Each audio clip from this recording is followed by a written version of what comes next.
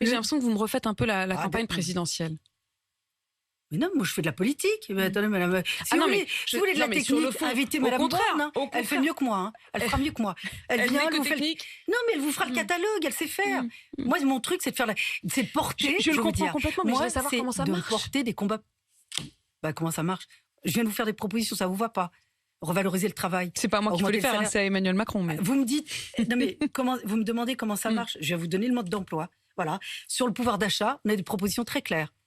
Augmenter les salaires, évidemment, revaloriser le travail, c'est-à-dire aussi qu'on puisse vivre dignement de son travail, comment qu'on puisse se loger dans de bonnes conditions et qu'on puisse évidemment avoir une politique énergétique effectivement qui ne plombe pas notamment le revenu des ménages. Il y a des points sur lesquels... Sur la sécurité, je vous ai dit d'avoir une politique de sécurité articulée à une politique pénale. Ça aussi c'est clair, ça n'existe pas. Vous connaissez la politique pénale en France? Moi je la connais pas. Pour vous, il faudrait qu'il y ait une politique pénale très clair, décidé. Mais la politique pénale... Ça zigzague? Non, mais on ne l'entend pas. Donc c'est même pas un zigzag. Je pourrais vous commenter le zigzag. Mais là, il n'y en a pas. Voilà. Moi, j'ai pas entendu quelle était la politique pénale sur l'insécurité qui existe en France. Il faut articuler la politique de sécurité avec la fermeté de la politique pénale. Aujourd'hui, nous sommes dans l'impunité et le manque de crédibilité de la sanction. Rachida Dati, est-ce que le bureau politique des Républicains doit exclure Jean-François Copé? À quel titre?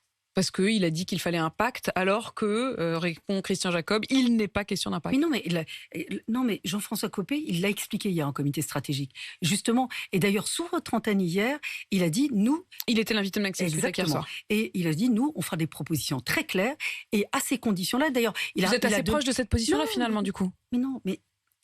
Nous, on n'est pas, parce qu'on ne veut pas de participation au gouvernement.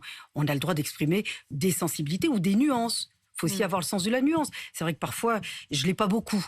Mais en politique, à un moment donné, il faut exprimer très clairement, très fermement ses propositions. Je vous en ai faites ce matin. C'est là-dessus qu'on doit aller. C'est là-dessus qu'on doit être entendu. C'est là-dessus qu'on doit être incarné. Et je vais vous dire, généralement, quand c'est le cas, les Français nous suivent. Regardez, sur toutes les élections locales, on les a gagnées largement. À chaque fois qu'on a une incarnation, à chaque fois qu'on a un ancrage, à chaque fois qu'on a des propositions, les Français nous font confiance.